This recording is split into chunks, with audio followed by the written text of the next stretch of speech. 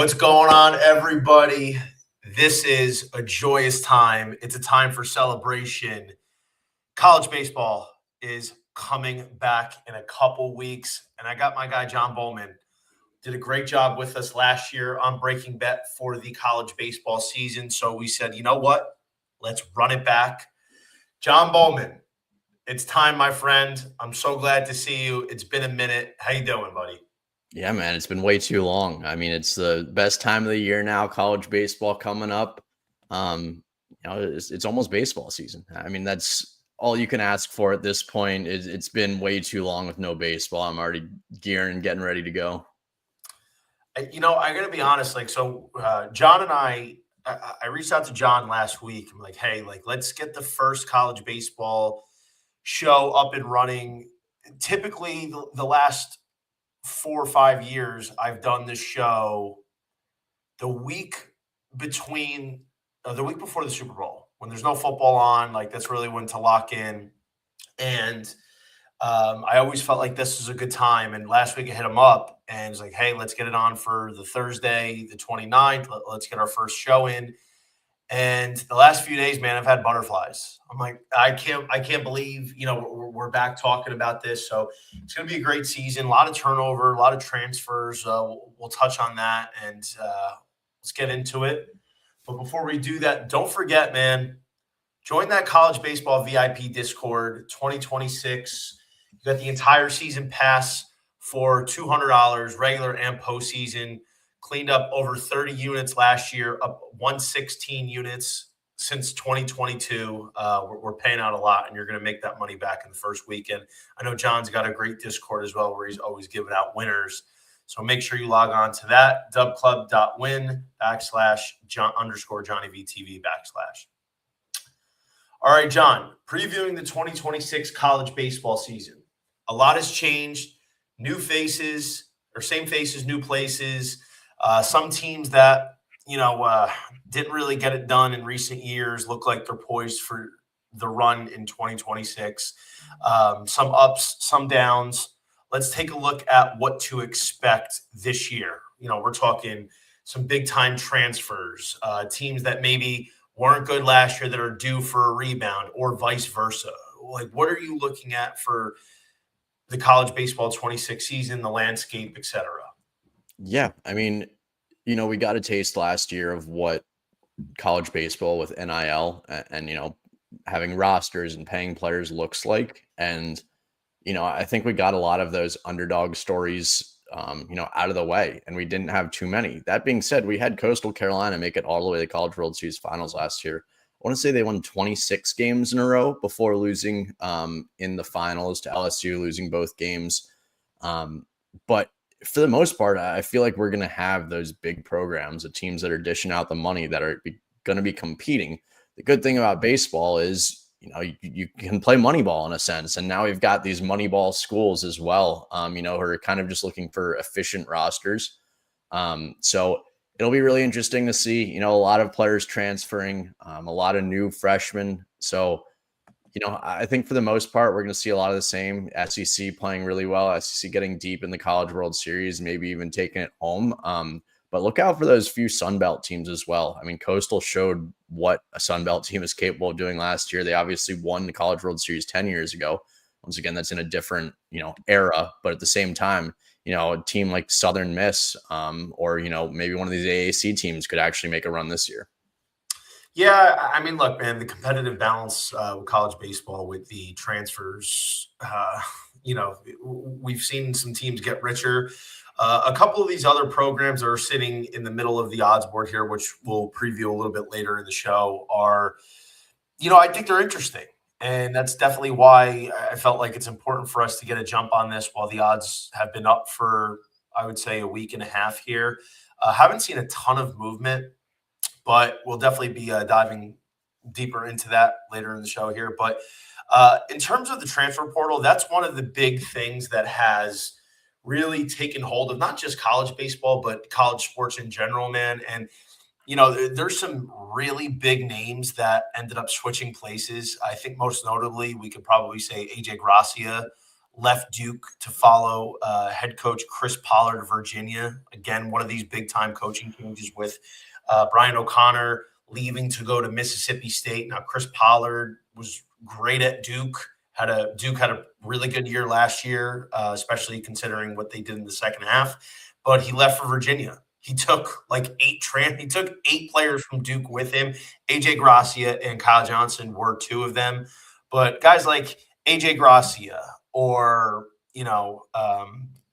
Chris Hakopian from, I probably butchered my name, from Maryland to Texas A&M, just to name a couple. Henry Ford from UVA to Tennessee. Like, is there anybody outside of the Rock Chalowskis or the Justin Brons or the Drew Burses that you're really locking into this year? There were definitely a few, high profile transfers. A couple, that I just have in my notes. I mean, Zach Yorkie to LSU and Trent Caraway. Those are two big guys that made the move. Carson Tinney's one of the best catchers in the nation. Went from Notre Dame to Texas. Who else are we looking at? Aiden Teal was also one of those who was part of the exodus from UVA after O'Connor left. Mm-hmm. And yeah, I mean, I think that's, you mentioned Chris Hakopian.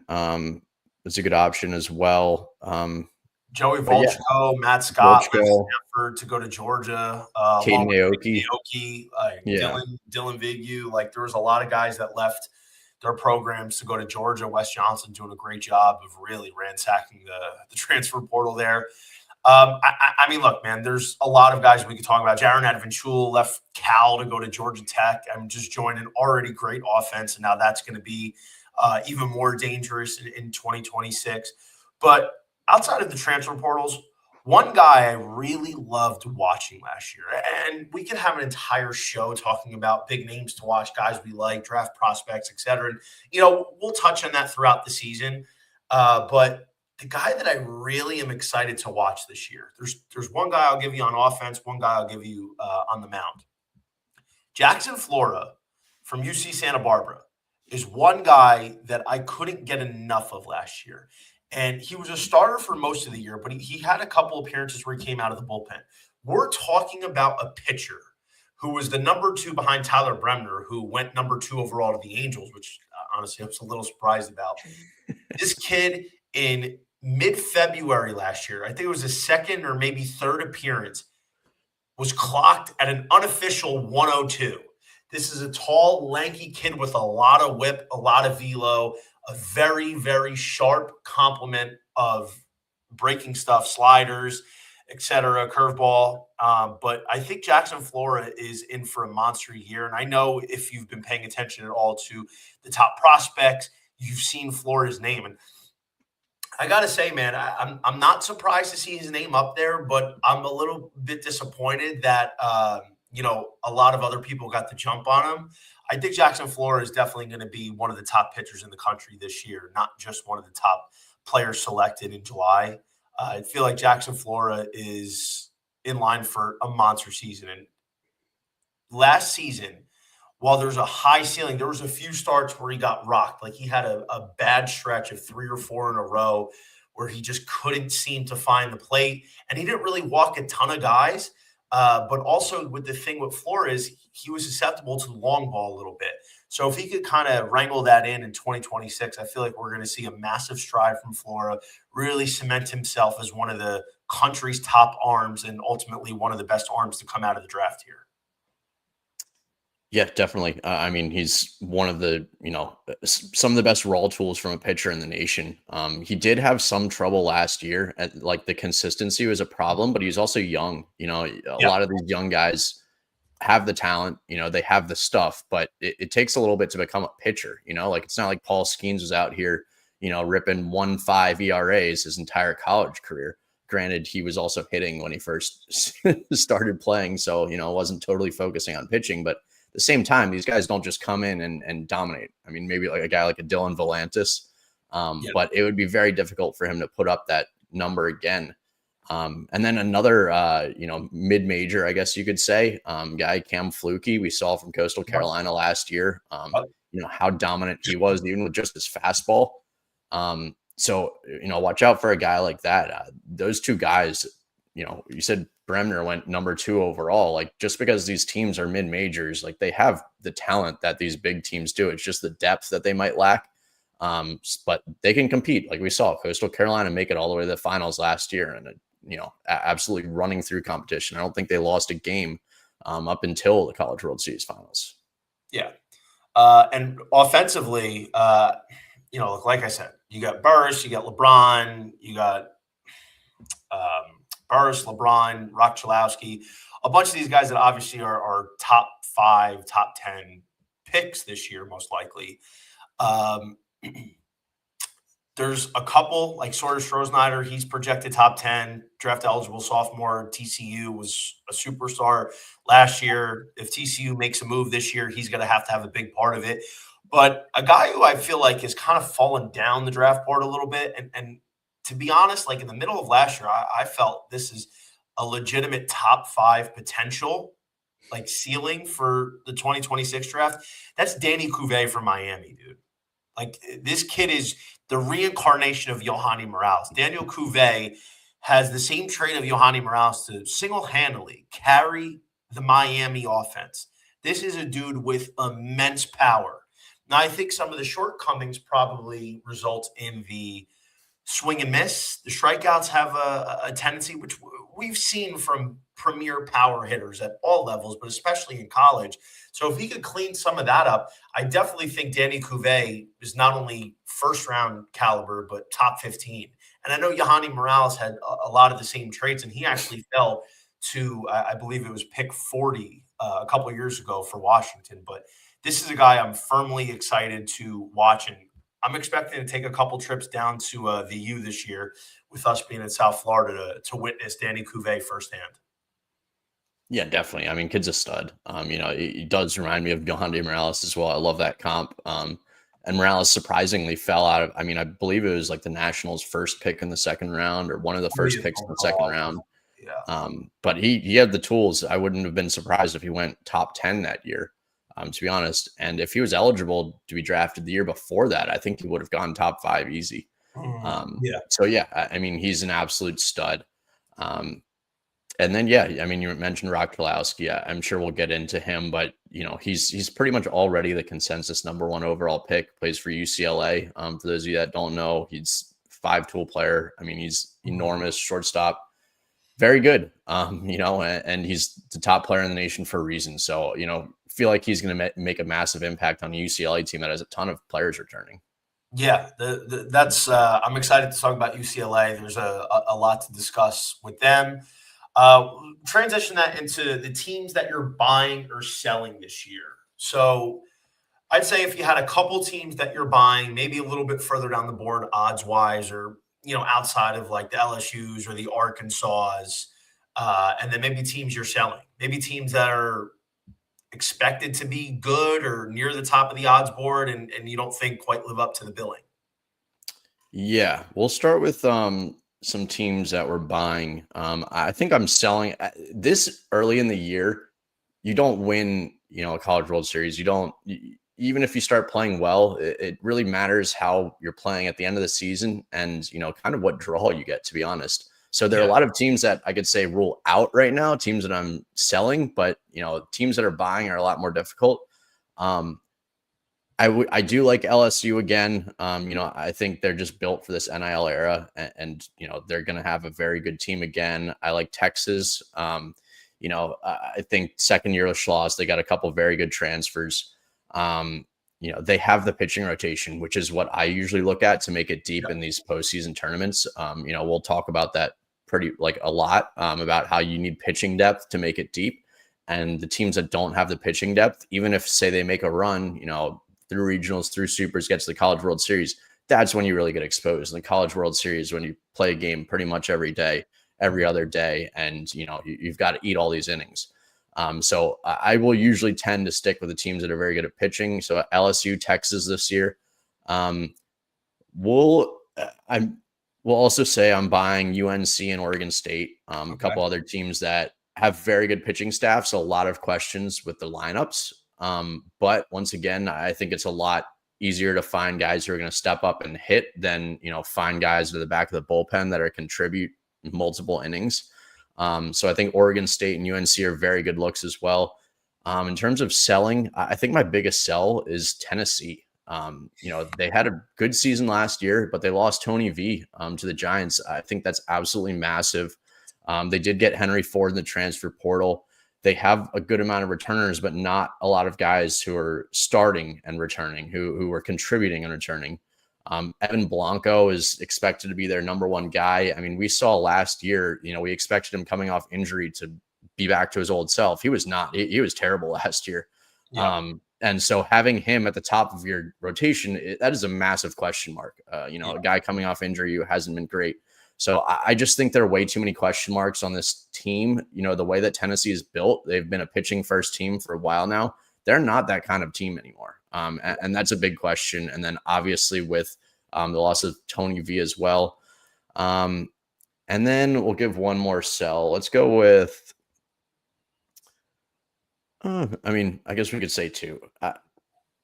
So I like what Mississippi State's done. I won't say I'll sell them. I don't think I'm as high as other people are. You're holding on them. What was that? You're holding on them. Yeah, exactly. I think that's in the middle. I'm not going to go with anything there, but I will say Georgia Tech and Louisville, a couple of ACC teams who played pretty well last year. Georgia Tech, they never have the pitching, and that's the biggest problem with them. They're going to have one of the best lineups in the league again, but they just don't have the pitching to compete. And if they do make a run, which they can do with their bats, they don't have the depth. They don't have the pitching depth. They don't have the top of the line starters that are going to help them make an actual run. And that's a problem. And it's also kind of frustrating because it's like, why does this team not invest in their pitching? But I think that's going to be a problem. And then same with Louisville, same exact idea. They are returning a couple starters, but their problem last year was their pitching as well. And, they did make a run to the College World Series, but I don't think they were a very good team in doing that. And, maybe they do something like that again, but they won't win anything big with how their pitching staff has been and how it's lining up. So I have a few. I understand where you're going. I think we're sharing a brain on a couple of these, but I'll start out my buying. I'm buying Florida.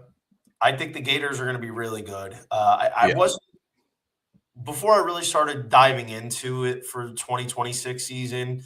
Look, the hardest thing about college baseball is the turnover. It's hard to keep track of who's going, who's coming in. And now with the transfers, it's a lot. And the transfer portal is big. There was a whole situation where Kevin O'Sullivan stepped away from the team for a little while. They lose Chuck Giralman, which is a pretty big loss. That was their guy, man. Under Kevin O'Sullivan, Chuck Giralman was a mainstay at Florida. And now he went to Tennessee to be the top assistant for now head coach Josh Elander. But ultimately, the Florida Gators, it was a weird year. Like they had a lot of ups and downs. And even in a season where they didn't look like the Gators of old, they still made it to a regional. They were 500 in SEC play. And you could tell with the injuries they were playing with, the just, I guess, underperformance of some of their key guys, they still found a way to get into a regional against a team that ultimately ended up going to the College World Series finals in Coastal Carolina. But if we're looking at the Gators here, man, you get Cade Curlin back. That's huge. Cade Curlin's their spark plug. He missed virtually, half the season. Blake Sear, it was a little bit of a down year for him. I know he had some issues going on there. So those two guys coming back are huge. You have Kyle Jones, who was a star at Stetson a couple of years ago, ASUN Freshman of the Year, I believe. Ethan Surwick from Ole Miss. This is the dark horse to look out for. This kid's got pop. This kid's got a lot of buzz surrounding him from the summer leagues and even in the fall. And that's not including some of the other guys like Brendan Lawson, who had a big year last year. Carson Bowen came in from TCU. So I think the lineup, while you lose a Brody Donay, you lose a Bobby Boser, these are still guys in this lineup that I feel like can put out an offense that's capable of scoring in bunches, especially when they gel and figure it out. And then on the pitching side, that's their bread and butter. Liam Peterson and Aiden King, I don't know if they're the best 1-2 combo in the country, but if they aren't, they're damn near close. this Florida pitching staff could ultimately be one of the top 5 staffs in the country because they bring in Russell Sandifer from UCF. This was a guy who had a really good year last year. It was 3.38 ERA, 49 Ks to 19 walks in 50 and 2/3. UCF plays in the Big 12. They face good competition. This is a guy of talent. They bring in Cooper Walls from Hawaii. I know Hawaii was a really good point of contention. Cooper Walls ended up being the best pitcher on the Hawaii staff last year, but you don't get the publicity because they don't go first pitch until midnight every night. So, like, it was tough to watch Hawaii. I had to stay up till like 3 a.m. to watch Hawaii. You still got Luke McNally coming back. They bring in Ricky Reith from Notre Dame, a grad. Jackson Barbary's coming back. Christian Rodriguez. Like, there's a lot of talent in this Florida pitching staff. And I think the offense is going to be solid, man. So Florida is definitely a buy. I think Kentucky, for me, is a team that I'm really looking at. I hated Kentucky last year. I hated them the year before. I felt like a regression in 25 was coming after the, let's call it what it is, the overachieving 24 season they had. But look, at the end of the day, I'm trying to be objective here. And I think Kentucky's a real sleeper this year. I think this Wildcats team can be very good. Tyler Bell is a stud. This is a potential top 15 pick. This is a guy who I really have a lot of affinity for as a player. They have a really good pitching staff, believe it or not. And the fact that it's pretty deep suggests that they have a shot to really make a run for the SEC title this year. And honestly make it to Omaha. Ben Cleaver's back. Nate Harris. Jackson Jelkin's a sleeper. He was really good at Houston a couple years ago. Missed all of last year with an injury. Jack Bennett from Western Kentucky was really good last year. They have some guys in the pen. So, I got to be honest. I think Kentucky's definitely a team that I'm looking at to be able to make a run and possibly go back to Omaha like they did a couple years ago. Thoughts on Auburn? We're going to get to Auburn in a bit. My guy, Crutch, friend of the show, long time, very great college baseball mind. Love having Crutch on, coming into the podcast here. What's up, brother? And last team that I'll talk about as a buy is Oregon State.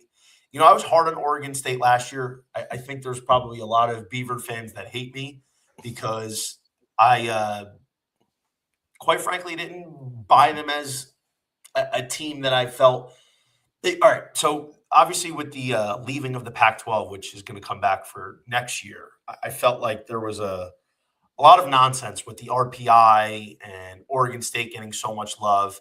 But their top-tier talent I really did like. But in any case, I think I made a lot of enemies in the Oregon State Corvallis faithful. I was big on them a couple years ago. 2024, I had a ticket on them to win it all, and they disappointed me. But I got to say, man, I like Oregon State this year. I think them losing a lot of star power on offense is going to create some growing pains. I mean, you lose Ava Arquette, top 10 pick. You lose Wilson Weber, who's a stud. You lose Trent Carraway to LSU. You lose Gavin Turley, who's a stud. Like, these are 4 of your best hitters. They're gone. But what they do have returning is one of the best pitchers in the country, a guy who's not draft eligible this year. You're going to see his name at the very top of draft boards next summer in 2027. That's Dax Whitney, superstar, expecting full go from this kid in 2026. Ethan Kleinschmidt's back. Eric Segura is back. Wyatt Queen was one of their big relievers last year. He's back. So there's a lot of high leverage arms in both the rotation and the bullpen back for Oregon State. And ultimately, I think Mitch Cannon's going to figure out this lineup. Jacob Krieg's back. AJ Singer's back. Easton Talt's back. They picked up some big names in the transfer portal. And Oregon State, if you look at their schedule, because they don't play in a conference, it's a virtual layup this year. Like, Oregon State's got a clear path to 40 wins again. I mean, they have some good tournaments to open up the year, which I love watching.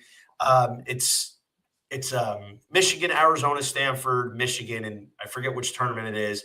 But I mean, really, like, when you look at what their schedule is, there's not a lot of competition that I think is that good. They hit Oregon a couple times in the midweek. Their big weekend series this year is going to be at UC Irvine. That'll be a good series, but to me, that's their real big test in terms of a weekend series. So I think Oregon State's live to be a 40-win team again. I think they're live to get back to Omaha, and it's going to be behind their superstar pitching. And the fact is, man, one of the question marks I had on Oregon State last year was Dax Whitney as a freshman. And he showed so much talent. He had a great year. But as a freshman, it's tough. Now he has a year under his belt. He's coming back. He's got more experience. And I think he's fully capable and ready to go to lead this charge of the Beavers. So Oregon State's a team I am buying. But John, echo the sell. Tennessee, I'm selling. I love the Vols. Take betting out of it. I consider myself a Vols guy. Like the Vols were the team I fell in love with when I first started watching college baseball. But I think the loss of Tony V is too much to overcome. I think they have talent in the pitching department. I'm really excited to see freshman Cameron Appenzeller. There's a lot of hype around this kid. I think the lineup's going to be good. I love Henry Ford. Jay Abernathy's a sleeper. Levi Clark. Like there's a lot of guys, but I don't think it's going to click in year one for Elander. When you lose a guy like Tony V, who was pretty much the face of college baseball as a coach, it's hard to replace. And in the SEC, and I'm not saying Tennessee is going to be bad. I just don't know if I buy them to be able to make that run. I don't know if they have the star power to do it this year. Doesn't mean they can't be a 35-win team, make a regional, but I would say that their team last year was probably better than this year, and they still didn't make the destination that they were hoping for. Texas A&M, talented roster. I don't know if I'm trusting Michael Early again. They burned me last year pretty bad. Shane Tadeo will be back. Missed all of last year with Tommy John. Very talented. Weston Moss was really good. He'll be in the rotation. Josh Stewart from a knee injury missed the second half of last year. He's back. My guy Gavin Grahovac's back. This is a true top 10 potential pick. This is a guy who could be hitting 20 to 25 bops. Caden Sorrell, or as I like to call him, IO, instant offense. He's back. Like, there's a lot of talent on this team. But until I see Michael Early be able to know how to push the right buttons, I can't buy him. And then last but not least, Clemson. I just think you lose Cam Canarelli. You lose Lucas Malstead, one of the best closers in the game. I don't know if I'm buying it. I think Clemson, I don't know if I see them as an Omaha team. I don't know if I see them as a team that's going to win the ACC. I think Aiden Knoxon for a big year. They still have some talent on the offense, but the ACC is going to be really good. And I just don't know if Clemson's going to be able to make that run in this competition. All right. Before we talk about the College World Series winner markets and to make markets, let's discuss real quick the Omaha 8. Set it up as a precursor for this winter. Give everybody a little preview here. John, let's hear Omaha 8. Yeah. So obviously it's always fun picking this early in the year because you get to look back and see how wrong you always are, especially with certain teams. It's like, how could I have possibly picked this team? They're so bad. So it's always fun. I mean, obviously you're not going to get all of these right. Even if, at some of these odds, if you hit 2 of these, then you're profitable. Even if you bet on all 8, like a team like Oregon State's plus 400 to make the College World Series. Yep. So, I mean, we'll get into those odds later, but I love them. LSU, I think they're just so stacked. I think they'll be back to Omaha. Texas, they've been ready to make that next step for so long now. They have the pitching staff, unbelievable pitching staff. I think they finally make that step. Oregon State, as we mentioned, and you mentioned with the schedule, the other thing is they're a West Coast team. And it seems like with these regionals, these West Coast teams, they get more of a favorable draw because, SEC, ACC teams are obviously mostly Southeast, South, and East. So they're usually ended up with each other, where these California teams, these West Coast teams get the favorable draw. So I think Oregon State's a good look. UNC that I mentioned earlier, they return a bunch of their pitchers, Jason DeCaro, Folger Boaz, and a couple others at the top of that staff. Brian Lynch, Walker McDuffie, Matthew Matisse, Gavin Gallagher, all players that are returning for UNC. So they've got a great, great offense or great pitching staff. Their offense is a little bit of a question mark, but I think they'll figure that out. And they were 1 run away from making the College World Series last season. Arizona beat them by 1 at home. Florida, I totally agree with your pick. I mean, Aiden King, Liam Peterson, I think are absolute studs at the top of their rotation. They had so many injuries last year. There are a lot of off the field questions with Soli and, missing the fall and, all the stuff that's going on there. But I still do think that they'll be able to make it back. I'm going to go back with Arkansas. I'm not as high on them this year as I have been in the past couple of years, but they're always a solid pick to make it to the College World Series. They were struggling to get to that point before last year, but I think they got over the hump. They just had their blunders in the College World Series instead of before it. I also like Georgia. Georgia, they have so many transfers, so you have no idea how this team will actually play or how they'll show up. And then their pitching staff, they have good transfers. Caden Aoki, I think, is bona fide ace, but other than that, they've got a lot of question marks. Joey Volchko, I believe it was 2 years ago, was very good. Last year was terrible, so you have no idea how he's going to pitch. Dylan Vigay, another guy, a lot of walks, was the ace for Michigan. Is he going to show up? But they should be able to hit. And then last one, I'm going to go back with Coastal. I mean, it's very tough to make College World Series back to back, but I feel like if there's going to be a mid-major, Coastal will probably do it. I think Southern Miss would be another good look there, but Coastal's got the pitching staff. They do need a little bit more production from their lineup, but that has never been a problem in the past for them. It's always been the pitching that's been the problem. So now they've got the pitching, they've got the returning pitchers, the stud and ace and Fluky. I think they're a good look too. So LSU, Texas, Oregon State, UNC, Florida, Arkansas, Georgia, and Coastal is what I'm going to go with. Funny thing about Coastal. So the Sun Belt, honestly, I think we could advocate to be a new power. Yeah. And elevate from the mid-major, be promoted. Coastal Carolina, this team lucked out so much in their scheduling. They miss Troy and they miss USM. So realistically, there's 3 teams that usually on average stand out above the rest in this conference. Southern Miss, Troy, Coastal. And Coastal doesn't play them. So, I mean, if we're looking at scheduling wise, Coastal Carolina really lucked out here. I just don't know if there's a more favorable draw that you could ask for if you're a Coastal Carolina fan. Now, look, man, I love Coastal. I actually had Coastal. Coastal was one of my first big tickets. I want to say it was 2022. Might have been 23. I can't remember. I had Coastal at 200 to 1. It was the year that they blew it and Duke won their region. I think that was 23. So I had like a 20K. I had a 20K equity riding on Coastal Carolina, and they just completely melted down. That was the Duke Rider, and I forget who else was in their region. They blew it. Remember they had Teddy Sharkey. This was when Coastal's offense was just insane. It was a wagon.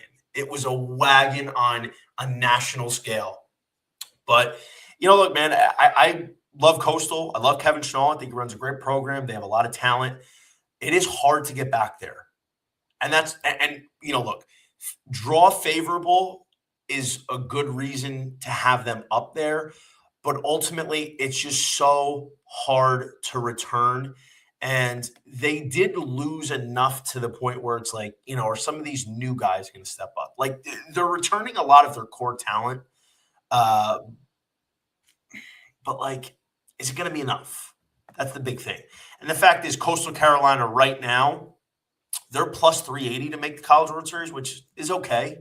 It's not great. But I didn't include Coastal in mine. But my Omaha 8, and I'll include the other teams in the mix. Texas. I think Texas is going to be a wagon this year. Texas is one of my favorite teams. I had a ticket on them last year. I just felt like Texas was missing something. They were so good in the regular season. And a lot of times we see a team that just mows through. And this is the SEC. This isn't some mid-major conference. Like, they ran through the SEC, and they were on an absolute heater. And then they crashed and burned. They had a regional that was not a layup, but it was one of the easier regionals. Like, UTSA is no slouch, but you're Texas, you're at home, it's your building. Like, you should be able to handle that region. Yeah. Even though they lose Jared Spencer, who I really liked last year, and it's a shame he got hurt, and that kind of threw a whole wrinkle into their rotation, and it ultimately translated. You lose him, you lose my guy, Max Ballou. Max Ballou is one of my favorite players. Will Gasparino transfers to UCLA.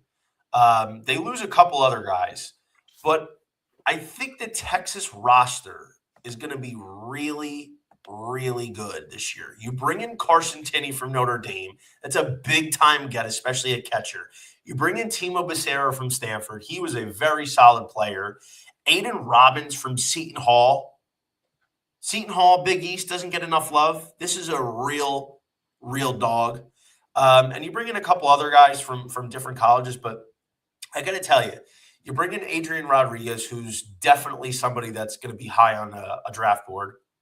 Ethan Mendoza, Casey Borba, these guys are returning, and they were really good last year. The guy who I'm really excited for on their offense, Jonah Williams, the two-sport athlete, the football player. This kid didn't really start getting into the baseball swing until like mid to late last year, only 60 plate appearances. But if he can take a jump this year, because he's a sick athlete, and he looks like he could be ready to break out this year in his first full-time year. I think this offense is going to be really good. They got some big-time transfers and a few big guys returning. But their pitching, if one question mark is answered on their pitching, I think they're a legitimate threat to win it all this year. Can Dylan Volantis, who was one of the best pitchers in the country last year, absolutely electric, lights out in the bullpen as the closer, can he make the successful jump to not just the weekend rotation, but the Friday night spot? I think he can. And if he ultimately does, and then you're trotting Luke Harrison out there as a Saturday guy who's fully healthy and recovering from, I believe it was TJ a couple years ago, who had a really good year, by the way. Jason Flores, a lot of buzz about him this fall. Brett Crossland, big-time freshman coming in. And then you got Riojas, who's still in the mix as the Sunday guy. Thomas Burns, big-time bullpen guy from Arizona State from a couple years ago. Max Grubbs is back. This is a loaded roster. So if a couple of these questions, which in my opinion aren't even that concerning or concerning at all, are answered with a yes, this Texas team is going to be extremely dangerous. So Texas, Oregon State, we talked about. UCLA, I mean, Big Ten's not really that good. Their schedule is a layup. I mean, they should be pushing 45 wins. Their lineup's loaded. You get Gasparino. My guy, Wyland Moss, big-time freshman last year, stepped up in a big role. And, look, I think if you're looking at UCLA, there's just so much talent up and down the board this year. And I think after making it to Omaha last year, they have an identity and they have a feeling of what they're going to be looking like for the future for this year. And you got Rock Chalowski. It's all systems go. I feel like I'm missing somebody on UCLA. I feel like I'm missing somebody, but Angel Cervantes, new freshman. Cervantes. Redeman. They got possibly the freshman of the year in Angel Cervantes. This is a big-time buzz freshman. UGA ransacked the portal. I think Georgia, it's finally their time to make that run. What does all the transfers look like is really the big thing. They basically revamped the entire pitching staff. They revamped half of their lineup. But, I mean, dude, you got Matt Scott, Joey Volchko, who's got an incredibly high ceiling, Kei Naoki, who is an assassin. Guy had 90 strikeouts to 14 walks last year. You have just a surplus of arms. And Wes Johnson's the same guy that created Paul Skeens. Paul Skeens was a damn near nobody before he transferred to LSU. And then in one offseason, he picks up 6 miles an hour on his fastball. That's Wes Johnson's doing. Now he's got his guys, his stable of arms, and I think he's going to maximize that. LSU, Jay Johnson, man, he's the standard of coaching in college baseball. He didn't rest on his laurels after winning the title, went to work, just picked up a lot of talent in the portal. Their pitching staff has so much talent. Just how does that fill in? How do you move on after Kate Anderson, Anthony Ianson, Chase Shores leave? You got Case and Evans, you got William Schmidt. Can he make that jump? Zach Cowan, etc. Cooper Murray, or not Cooper Murray, Cooper Moore from Kansas. Arkansas. I was down in Arkansas last year. I had them 2 years ago. I think they're going to be good this year. I like Arkansas to make it. Florida, talked about. Mississippi State. Mississippi State was one of my big teams in 2024. I think Brian O'Connor coming in is a real big addition. Ace Reese is back. Jack Bauer, the freshman who got up to 103 is a lefty. Like, there's a lot of talent. There's some things that have to be ironed out, and it wouldn't surprise me to see Mississippi State maybe struggle out of the gate this year, but I think they're going to get hot. Always look for that team that goes hot, cold, hot. But this is round out my Omaha 8. And the teams that I have in the mix that I think if the draw goes their way, if they exceed a little bit above expectations, I think they're going to be right there. Georgia Tech, FSU, Auburn, Kentucky, TCU, UNC. All of those teams have a little bit more question marks, which is why I didn't include them. But I think they're going to be really good this year, and I have them right in that vicinity that are absolutely worthwhile to make Omaha. All right, without further ado, let's get into the College World Series winner. John, we're not going to divulge every single pick we have, but give me some value on the board and give me one team that you like to win it all this year. Yeah, for sure. I'll preface this by saying I don't love playing teams to win the College World Series preseason. If I do, I'll make one, maybe two plays, and you're like this too, Johnny, where you'll see teams throughout the season, and if they check off certain boxes, then you'll add something on them. Mm-hmm. I'm like that as well. I think in college baseball also the odds really don't move that entire first month of the season. So you can still get some really good value after seeing these teams play. So I'm going to lead off with that. That being said, a couple teams we already talked about, but I'm going to go back to Oregon State here. Plus 3,000. I think that's great odds. Dax Whitney, Ethan Kleinschmidt at the top of that rotation. We do need to see that lineup and see how good they are. But Oregon State has never been. I guess last year they were, built in that lineup as well, but they've always been a pitching first team. And I think that's their strength. I think plus 3,000 with the way that their draw usually ends up, they get those West Coast teams. They're not in the conference. I think those are amazing odds for a team like that. And for a team that's got, maybe the best 1-2 punch in college baseball. Yeah. I as soon as the odds dropped a couple weeks ago, I made a mental note of teams that are in my portfolio. I had about 5 or 6, and I've only made one play. And I'll share that. And I tweeted it out after I did it. There's about 5 or 6 teams that I circled in combination with the odds, that I think the odds are fair, that I think it's something that it's worth betting right now. Oregon State was in that. 30-1, Beavers, yes, question marks, but ultimately they have a whole season to iron it out. Unless catastrophe happens, I'd be surprised to see them not win 40 games and probably host again. But Oregon State's in that list. The team that I bet, the one futures ticket I am currently holding, and if you saw my tweet a couple weeks ago, then you'll know what it is. This team, I think, is a completely wrong number. And this is the beauty of college baseball odds. Most of the time, you get a handful of these teams that are just, the numbers are so wrong, and the markets take a while to move at times. This team should probably be almost half of what it is. Florida Gators, 40-1. Makes no sense. And it's been up at 40-1 for 2 weeks. Yep. And it's important to separate what you think from a baseball and analyst perspective and from a betting perspective. From a baseball analysis perspective, the Florida Gators have every single opportunity to make Omaha this year and win it. They have the roster, they have the coach, they have the pedigree, and they're hungry from last year. And most importantly, they have the pitching. We've seen every year the team that wins it has at least good pitching and deep pitching. Florida has that. 40-1 does not make sense. I think they should be about 25 to 28-1.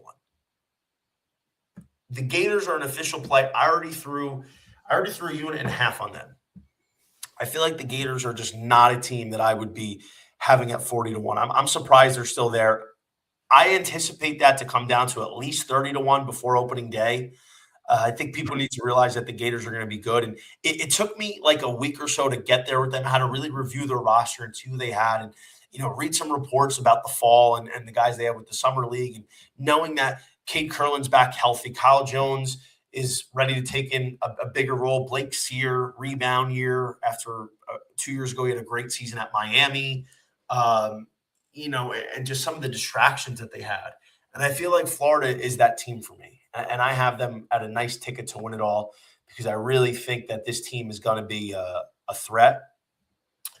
And then the team that I'm looking to definitely buy in on as one of my teams to add to the portfolio is going to be Texas at 15-1.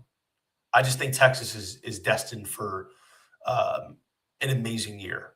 And I think 15-1 is fair. I think 15-1 is right on the money. I would have preferred it to be like 20-1, but I think 15-1 preseason right now is the perfect spot for them.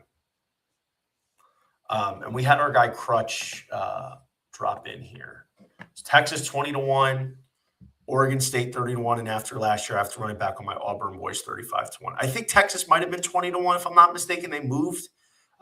Memory serves, but missed a little bit of a CLV there.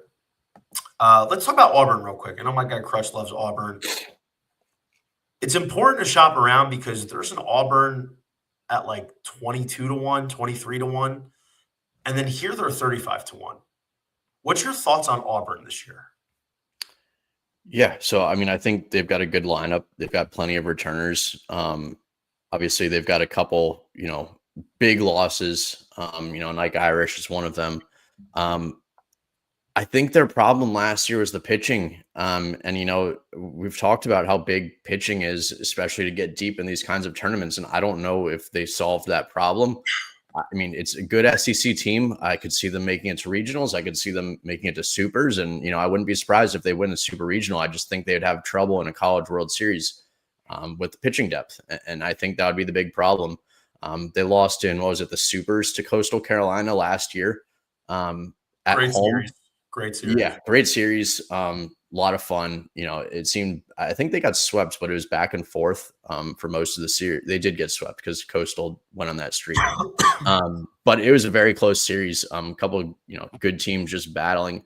Auburn, the last couple of years, they've been in the picture. They've been playing with the big boys.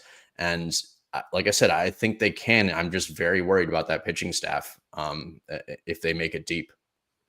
I think Auburn's a worthwhile ticket at 35-1. I think that's a little large in them. I think they're more in the 25-1 basket. Auburn was in that portfolio I was talking about preseason, along with Florida, along with Texas, along with Oregon State. Like that's in the vicinity of the teams that I was looking to bet at their current prices. Auburn is definitely one of them. You pick up Ryan Farber from Texas State, very unsung. It was down a year last year, but he's solid. You got Ty Thompson, a talented freshman coming in. You got Chris Rembert, who's poised to have a monster year. He had a great season last year, batted .344, 10 bops, 142 WRC plus. Like the offense has no question marks in my opinion in terms of like their validity. Obviously, it sucks. You lose Ike Irish, one of the premier college bats. You lose Cooper McMurray, big time playmaker. So you're gonna have to find sources of replacement for productivity for them. But like you said with the pitching, I think the pitching is going to be pretty solid this year. And the thing to remember, there's teams that the pitching just has to be good enough. With Auburn's offense, I think that's the case.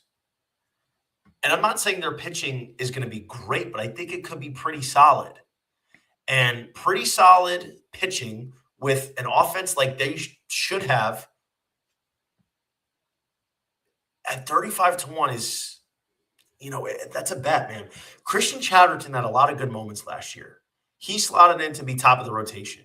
Uh, Christian Chatterton had a 3 flat Sierra compared to a 4.47 ERA, 60 Ks to just 18 walks and 52 and a third. Like Christian Chatterton had some starts last year. I'm like, hey, this kid is definitely somebody that I'm going to be circling for next year. This is a guy that can definitely help Auburn this year in 2025.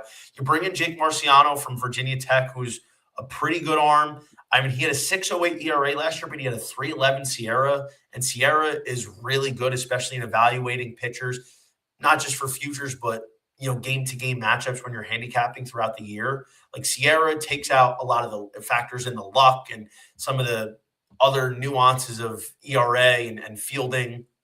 So it provides a more accurate picture. It's another guy had 71 Ks to 18 walks and 60 and 2/3.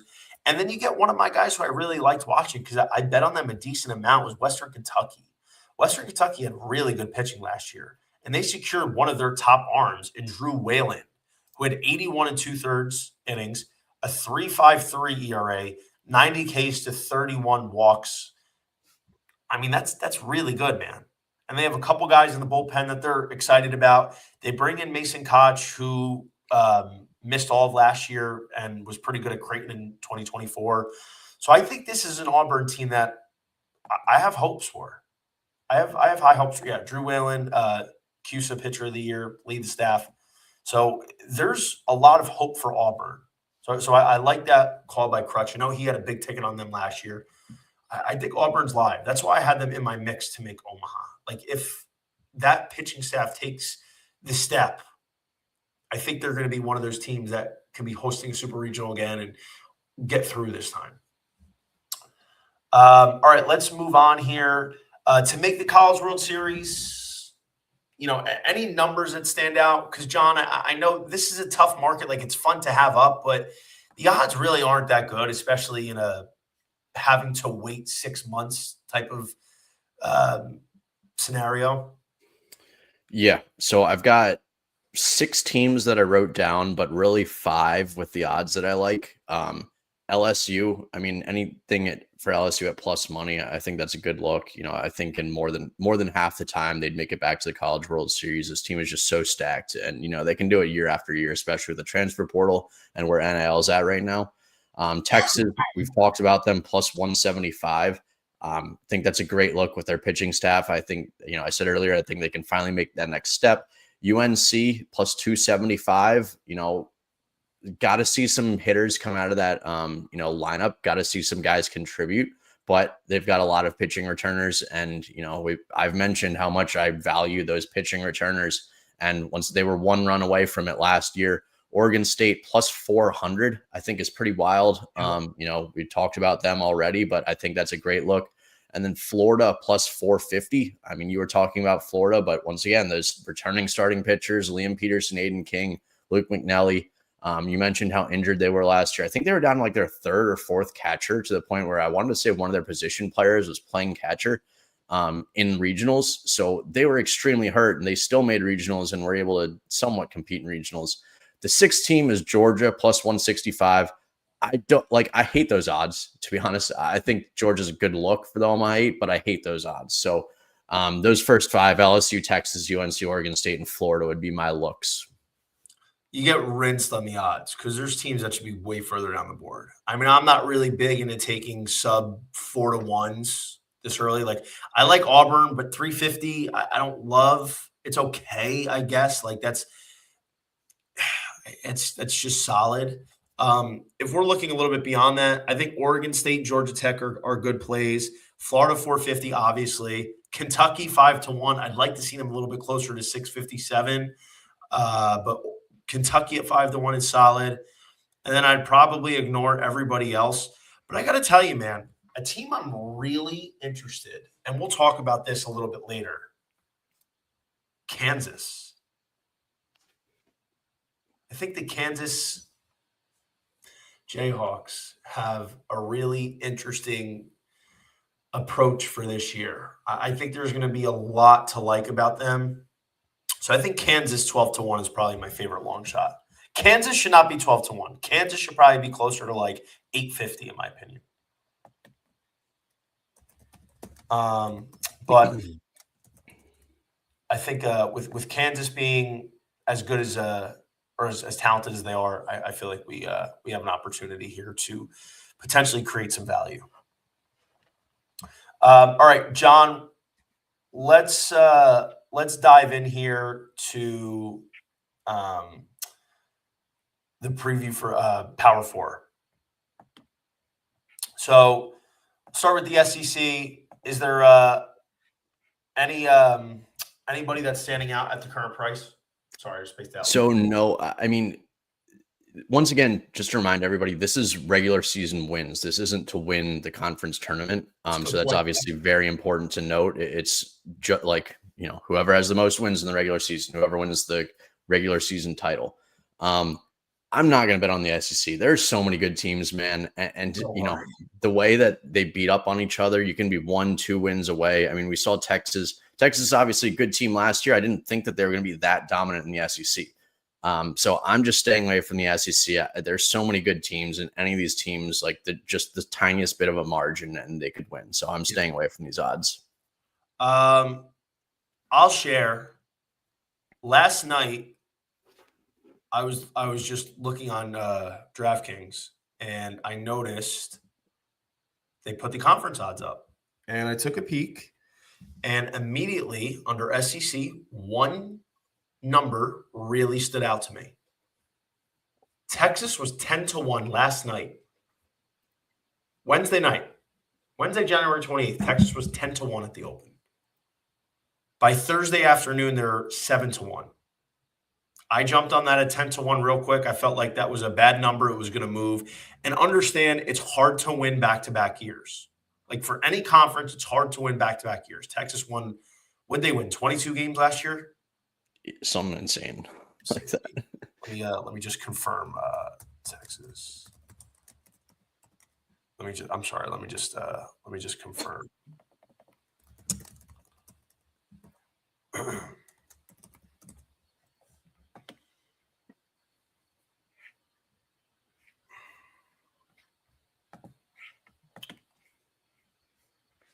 Texas won 22. What did I say? 21 or 22?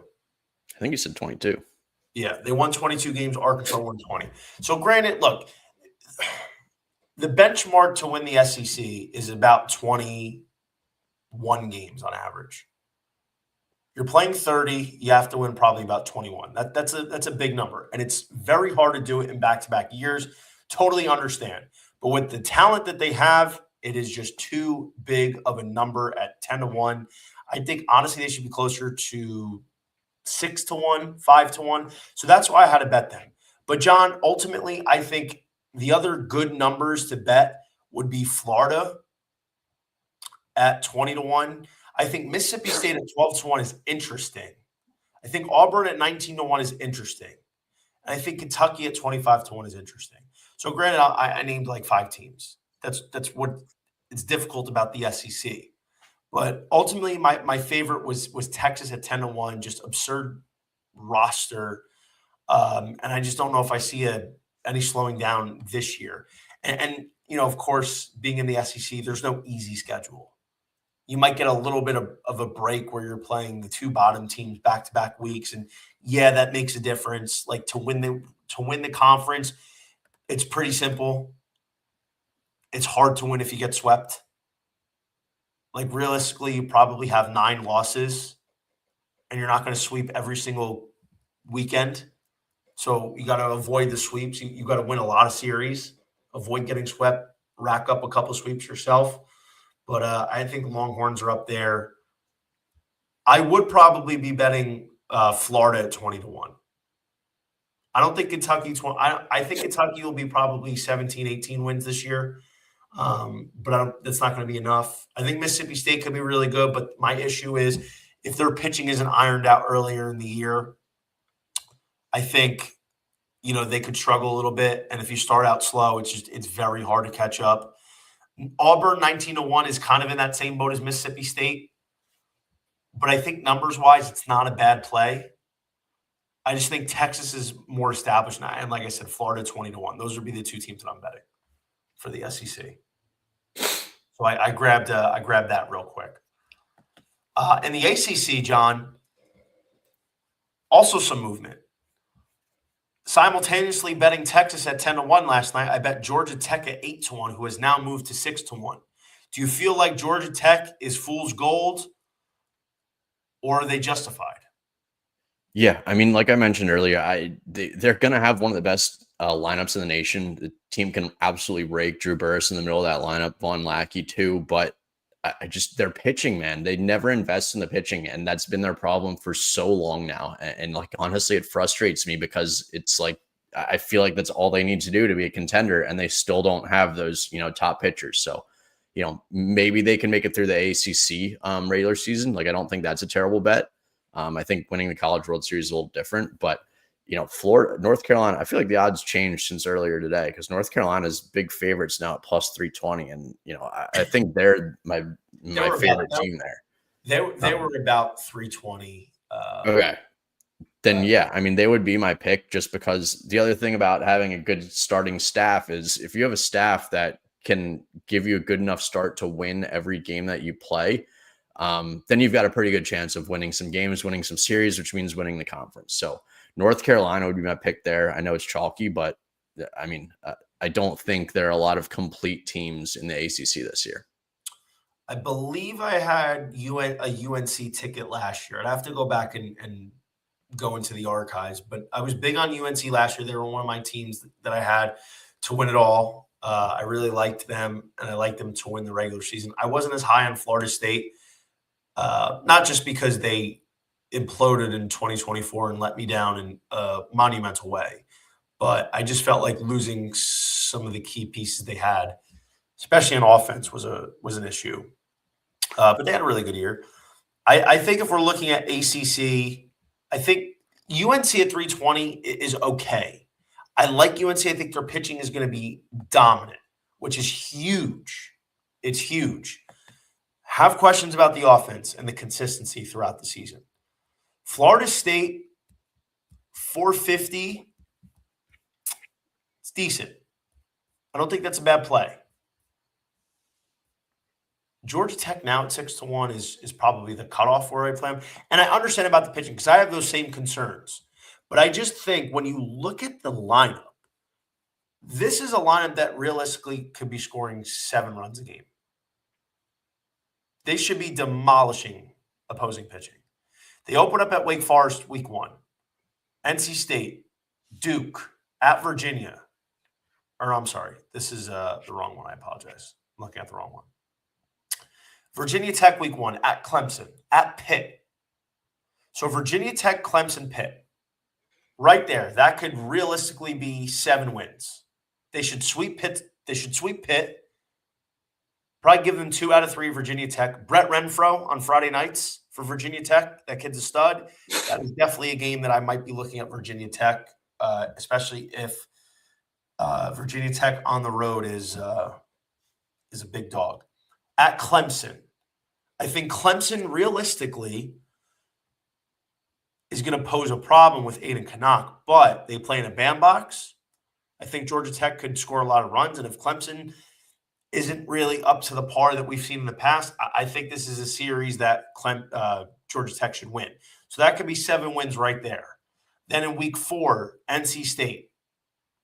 Expect them to take that series at NC State. I think Wolfpack, who actually surprised a lot of people last year and were pretty good. See how it plays this year. At Cal. They have to travel to Cal first weekend of April. Cal is not good, but traveling to Cal, at Cal, is a long trip, but I still expect them to probably come away with close to a sweep. Maybe it would probably a sweep. Jaron Ventura, revenge spot. It gets a little bit tougher towards the end of the year. Florida State, that's at home. At UNC, that's going to be a big one. They have Florida State, UNC back-to-back weekends. That is probably going to go a long way in determining who wins the ACC regular season between those 3 teams. Wake Forest, third to last. Wake Forest, I think, will be solid this year, but still some question marks surrounding them. Duke, I don't know how good Duke's going to be. And then they finish at Boston College. So this is, schedule-wise, pretty favorable. It's not too bad. This is definitely a team that can win 20 games with their offense. And to address their pitching, Tate McKee's back. Tate McKee, yes, has some inconsistencies, but at the end of the day last year, 80 innings, a 3.82 Sierra, 83 Ks with 38 walks. Mason Patel, really good last year. 70 innings, 64 Ks, 18 walks, 3.41 Sierra, 3.34 ERA. You get Dylan Loy from Tennessee. Really good last year in 34 innings. Caden Spivey's back. He was okay. A lot of walks, that's an issue. And then you bring in a couple of guys. You have a bullpen that's obviously got some question marks. But the thing you have to remember is this with Georgia Tech. Their pitching staff doesn't have to be great. It just got to be a good enough complement where they're not walking the ballpark or giving up a ton of home runs and just keep them in the game. If they can do that, this is a 20 to 21 win ACC team.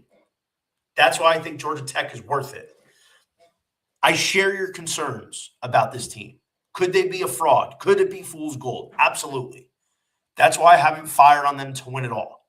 I'm thinking about taking a piece because in the past we've seen teams that have these wagons for offenses. We have some questions about the pitching, but the pitching ultimately ends up resolving itself and is better than what we thought. That's what I feel about Georgia Tech right now.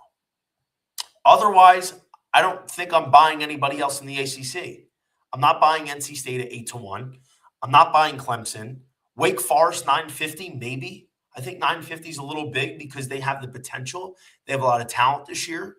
Wake Forest could be good, but I'd probably wait and see.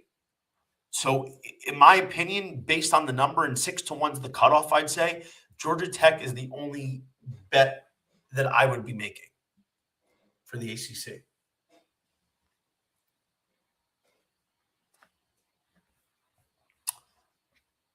Big 12. Big 12 is interesting. You have two teams at 4-1 in TCU and Arizona. Oklahoma State 5-1, Arizona State 550, West Virginia 6-1, UC, and then it drops off to UCF at 11-1. John, do you think TCU runs away with it, or is there somebody else down the board that we should be keeping an eye on? No, I think this is always a tough conference. I think TCU is the most well-rounded team. They've got Tommy Lepore and Stroh-Snyder, the two cornerstones of that offense and the pitching staff. And obviously you can build around those guys. That being said, Arizona obviously made the College World Series last year. They're a very good team. They have Kramkowski at the top of their rotation. They've got a couple very good pitchers returning. Oklahoma State, I don't know why they're that high, to be honest. I mean, we saw how brutal they were last year. They do have some talent, but I don't think their odds should be that high. Arizona State, their pitching staff is always a problem. West Virginia was unbelievable last year, but we kind of, people thought they were frauds because they didn't play many good teams, and we kind of saw that in the regional. I think Kansas, like you mentioned earlier, would be good odds. Maybe Cincinnati because they always seem to play well at home. But, this conference is just always so wide open that, I think most of these odds are pretty good. If I were to bet, I would probably go TCU or long shot Kansas. Yeah, I agree. Look, man, TCU, I have question marks surrounding TCU. I think they're going to be a good team. I think they have top-end talent. I think it's a roster that if everything clicks, they're definitely Omaha caliber. But my problem is if it doesn't click, then I think they're basically a repeat of last year.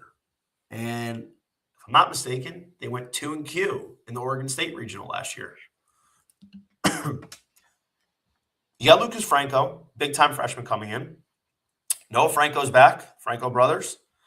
Sawyer Stroh-Snyder, superstar, top 10 perennial stud, like no doubt there. Chase Brunson, stud, coming back. Like this offense should be good. Is it top heavy perhaps? Maybe. I mean, you got Rob Liddington from INCW coming in. He had 15 homers and 360 average last year. Is there a gap from the top of the lineup to the bottom, which we see in a lot of teams? But on the flip side, on the mound, Tommy Laporte, Big 12 pitcher of the year caliber, really good a season ago. Expect the same thing again this year. Mason Brassfield is a guy that really has to step up for them. Like Mason Brassfield had a 4.11 ERA, and we're talking Big 12. Like 4.11 in college baseball is not bad. In the Big 12, you're hoping it's a little bit better for your Saturday guy. 61 and a third, 67 Ks to 23 walks. He had a 3.34 Sierra, so it suggests that he was unlucky and he's due for regression or a regression to the mean in a positive way.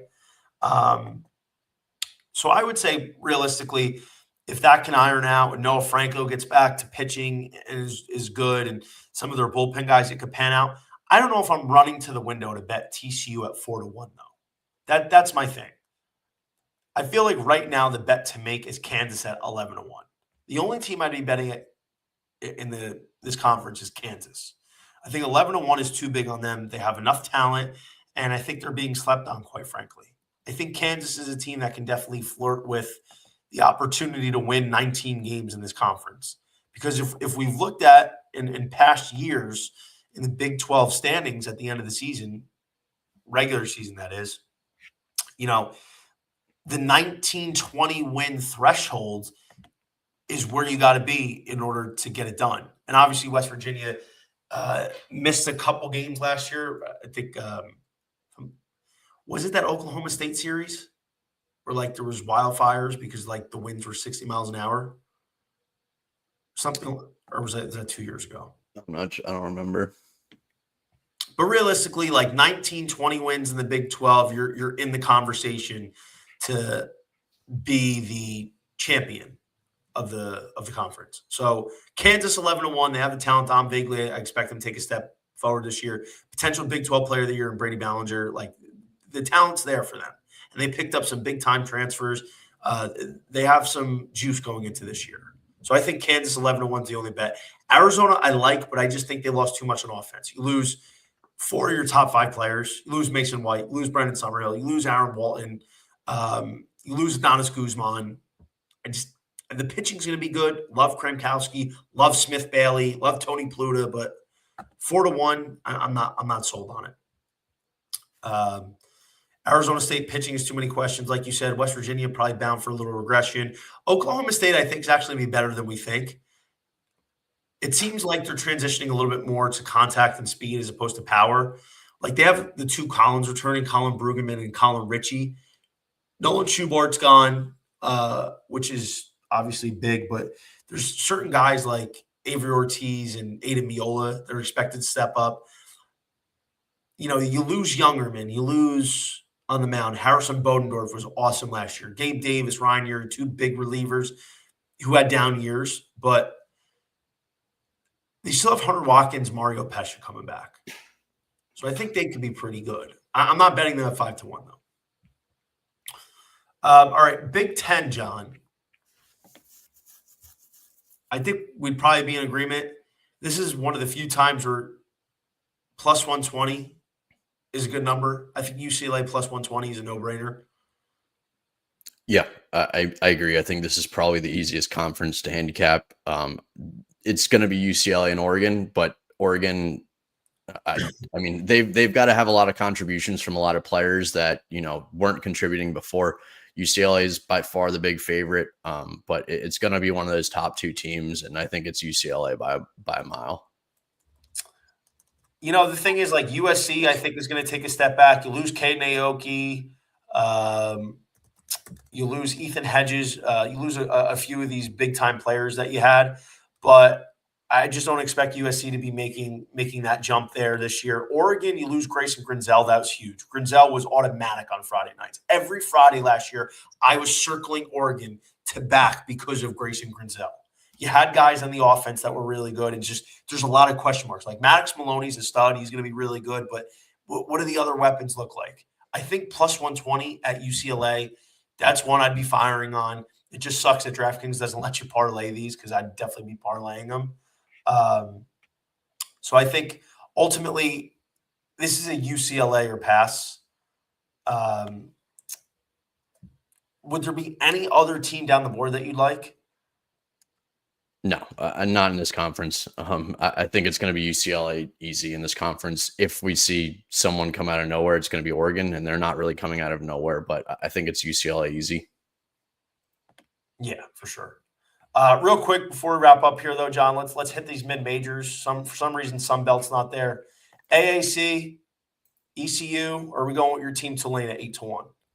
Yeah, I mean, I love the odds at Tulane. ECU is going to be a good team again this year. They had a serious down year last year. UTSA, I think they'll be solid. I don't think they'll be able to repeat last year. I think Tulane is the value pick here.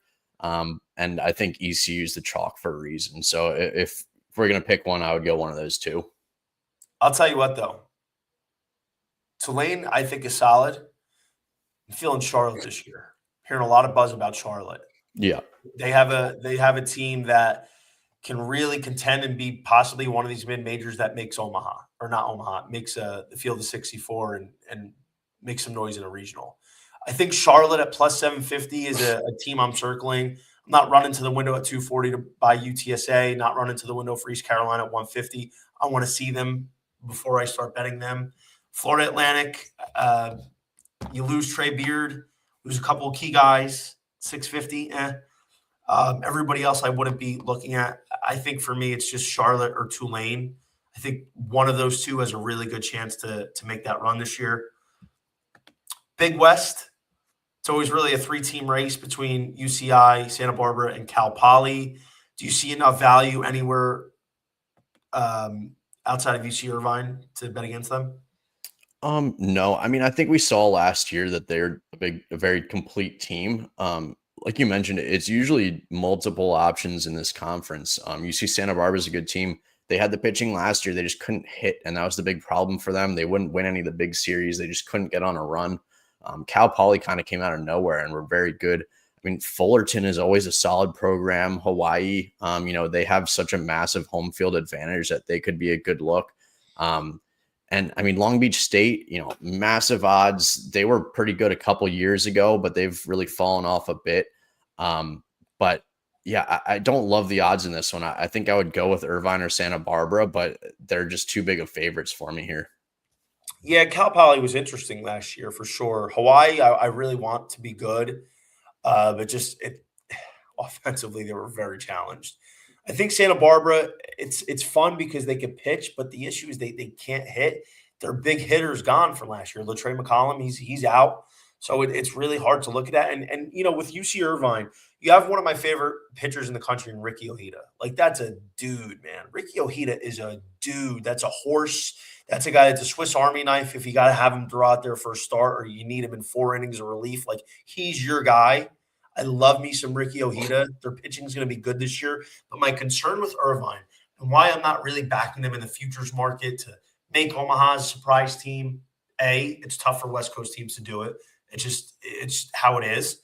And B, they got rinsed on offense. They had an offense last year, but they lose Anthony Martinez. They lose Colin Yeman, Jacob McCombs, and Chase Call. 4 of their 5 best hitters gone. That's tough to replace. Irvine's a great program, so I'm sure they'll find a way to pick up the pieces. But when you lose half of your lineup, and it is a dangerous half, it's tough to replace. I'm probably not running to the window, but I think I like Irvine at plus 120 here. I'm not in love with it, though. Last but not least, Conference USA. It's the last year before DBU departs to the Pac-12, the newly formed Pac-12. It's the only conference that has a minus sign in front of it. Yeah. Who would we be betting other than DBU? I think DBU is the team to bet. No, I think it's there for a reason. I mean, Liberty, Louisiana Tech have been solid teams, solid programs in the past. I think Louisiana Tech, I don't know if they'll do it this year, but they should get back to where they have been the past couple years, winning around 40 games. Liberty's a solid team, but last year they couldn't hit. They had some good pitching. Western Kentucky, I believe I heard they have 30 players leave. Like, A lot. I, And they lost basically their entire staff, their entire weekend Yeah. rotation. They lose Ryan Weidman, Ryan Weidman was insane last year. Yeah, so like an absurd number like that, they got absolutely gutted. Amazing year last year, but I don't think they'll be able to come anywhere close to it. And DBU, I'm honestly not very high on DBU. Like this probably won't be one of their better teams, but they, they're still the favorite for a reason. They're the best team and the best program in this conference. I think it's up there for a reason, and I might end up betting it just, because they deserve that number. They honestly should be higher. I think maybe like more like minus 200. Yeah, I think DBU is a solid play here. I'd be surprised to see them not win. I just think and the problem is with odds, like it's a big gap between minus 130 and plus 550 is the 1 and the 2 in the conference odds. But Western Kentucky's up there, and I'm not saying they won't have a solid team this year, but that's based off of last year. Like, oh, Western Kentucky was good last year, so they're going to be the second best team this year. It's not always the case. I think DBU is going to be solid. Like they're still the Dallas Bombers, but it's definitely a lot of turnover. But let's see Dallas Bombers have a good year otherwise, and fail to really make an impact in the tournament if they get there. Sorry, I had the wrong one up. But John, look, man, I think this is an awesome kickoff show to the 2026 season. One thing that we did not talk about because we do not have a market for, and hopefully we do next week, is the Golden Spikes. So we'll get into a little bit more depth on certain teams next week, as well as Golden Spikes odds if we have them. This is an absolute pleasure, brother. Really appreciate you taking the time tonight. Anything you want to add to the viewers before we skedaddle? Yeah, no, I mean, just happy to, get back on here, talk some baseball, and we'll run it back next week. Absolutely. Looking forward to doing it same time next week, next Thursday. Guys, don't forget, lock into the 2026 College Baseball VIP Discord, giving out all the plays, regular season, postseason, futures, parlays, money lines, run lines, totals, every single thing you can imagine. And the off chance we get player props, which we sometimes do, we'll be getting those as well. Go to dubclub.win/_JohnnyVTV /. Everybody, thank you so much for spending your Thursday night with us. We will see you again next week. We are so back.